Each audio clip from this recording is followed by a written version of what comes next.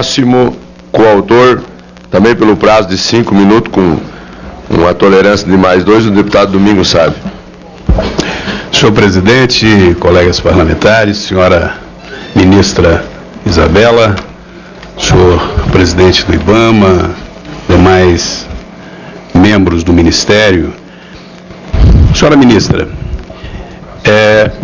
eu vejo de forma muito clara que é algo que eu já defendia desde o primeiro momento que aqui cheguei, quando lutamos muito para a aprovação de um novo Código Florestal no Brasil, já começa a se cristalizar como algo que represente um ganho enorme para o meio ambiente.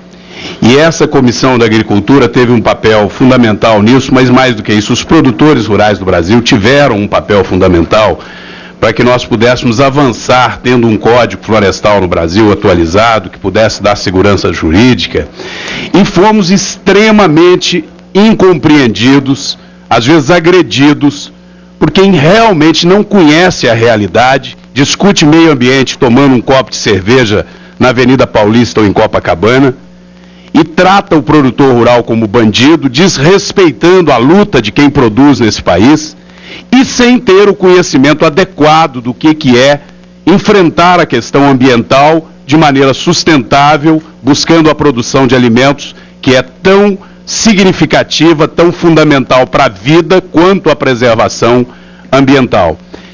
Hoje, com o que a senhora acaba de declarar sobre o trabalho de adquirir imagens de satélite de todo o país, com a sua colocação sobre os mecanismos para se organizar toda uma matriz, né, da estrutura fundiária brasileira, começam os primeiros passos para que nós tenhamos aí sim, como fruto da luta dessa bancada ruralista, da luta dos produtores rurais, um trabalho sério. E é por isso talvez que eu ainda não esteja falando com a mesma descontração e com o bom humor que a senhora conduziu boa parte da sua fala, porque nós ainda estamos muito indignados com o desrespeito ao produtor rural e com o desrespeito àqueles que defenderam aqui dentro o Código Florestal, por parte daqueles que sempre quiseram dizer que nós estávamos com isso querendo destruir meio ambiente. E agora a senhora, o governo, o povo brasileiro passa a ter um instrumento eficaz, correto, para dar segurança jurídica e defender o meio ambiente. E se fôssemos depender daqueles que se dizem defensores do meio ambiente, nós não teríamos isso. Nós não teríamos evoluído para isso. Nós teríamos seguramente hoje uma legislação absolutamente ultrapassada, que não dá segurança jurídica e que nem dá condição ao governo de fazer de maneira justa o monitoramento, o acompanhamento das questões de interesse ambiental. No máximo, ajuda o governo a promover multas e mais multas, o que não resolve nada, nem a questão ambiental, nem do desenvolvimento sustentável. Dito isso, ministra, eu gostaria de entrar já logo em algumas perguntas, porque eu entendo que nós fizemos o dever de casa da primeira etapa. Embora não tenhamos sido compreendidos, espero que especialmente os órgãos ambientais e aqueles que se associam, né, com o pretexto de dizerem que defende a causa ambiental, comecem a respeitar mais quem discute meio ambiente com o propósito de fazer desenvolvimento sustentável, que são os produtores rurais, quem de fato preserva as questões ambientais no Brasil, que é quem vive na terra, quem vive da produção rural, quem mora ali, quem luta ali no campo para poder garantir a produção de alimento, e melhor do que ninguém sabe o tanto que é importante preservar uma nascente, e faz isso todo dia, às suas expensas, e é tratado de forma sistemática por alguns ambientaloides ainda, e por alguns burocratas, como se fossem bandidos. Então a minha primeira colocação que eu faço com a senhora, é que a senhora nos disse aí, e eu achei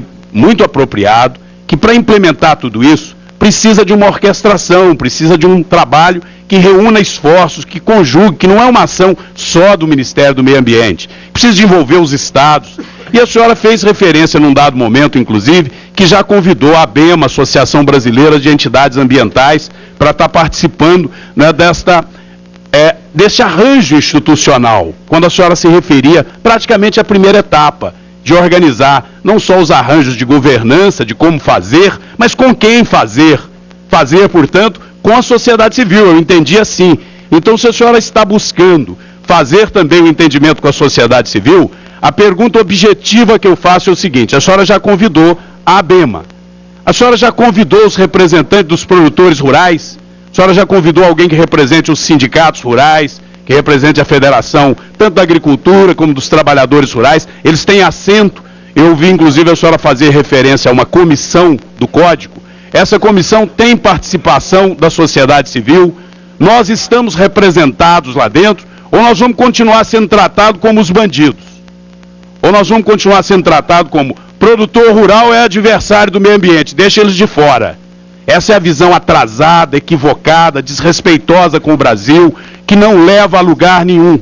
Portanto, eu tenho a esperança de que depois de nós termos prestado esse grande serviço ao Brasil, de termos viabilizado um código florestal, que não fosse essa luta que não estava viabilizado, que nós passemos a ser mais respeitados, que o bom humor, a ironia, faça parte até do processo de debate, mas que o respeito esteja em primeiro lugar a essa turma que luta tanto pelo país, produzindo alimento e defendendo o meio ambiente. Portanto, essa é a primeira colocação. Estamos presentes, já fomos convidados, como que está funcionando.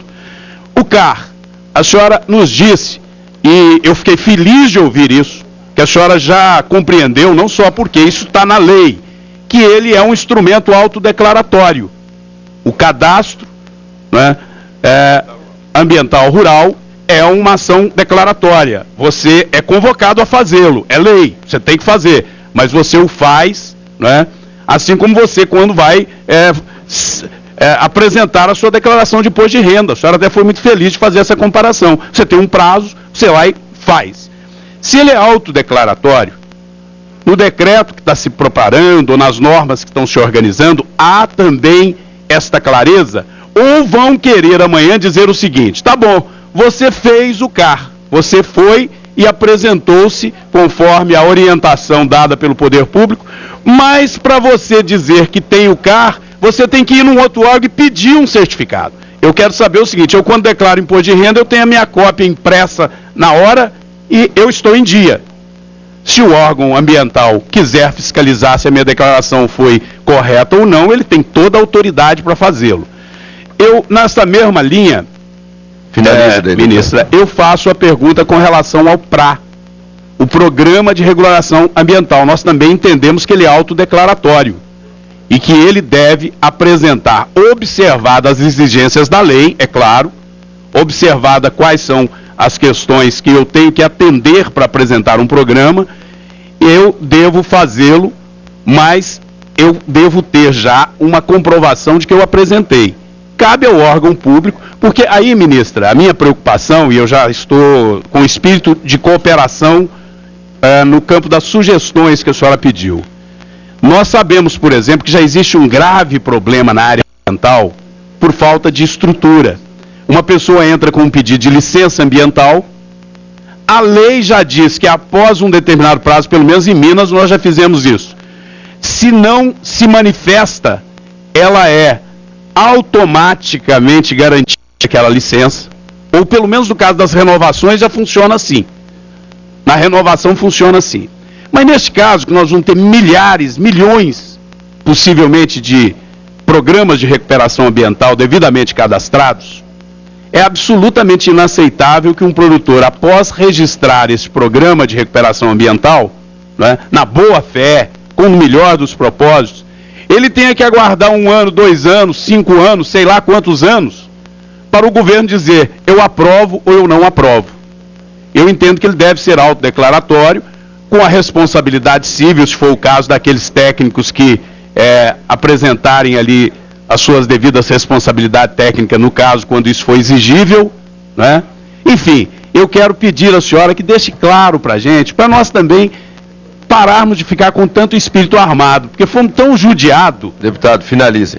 Nós somos tão judiados, ministra, por essas incompreensões, até porque eu não quero dizer com isso que não exista um ou outro que cometa irregularidade ambiental. Isso ocorre em toda a organização social, onde há o ser humano, há imperfeição, mas não se justifica generalizar produtor rural, como a gente começou a ver. Então, nós somos tão judiados que a gente já está com medo por antecedência. Então, que esse PRA venha de maneira desburocratizada, e a senhora falou, por último, que já há uma minuta de decreto sobre ele, sobre o PRA. E eu gostaria de pedir, talvez até os mesmos colegas já tenham, eu gostaria de pedir à senhora que disponibilizasse para a gente a minuta do decreto, para que a gente pudesse, aí sim, contribuir com sugestão para que ela venha num ambiente de harmonia com quem vai ser o agente direto disso, que são os produtores rurais. Muito obrigado, ministro. Muito bem. Presidente.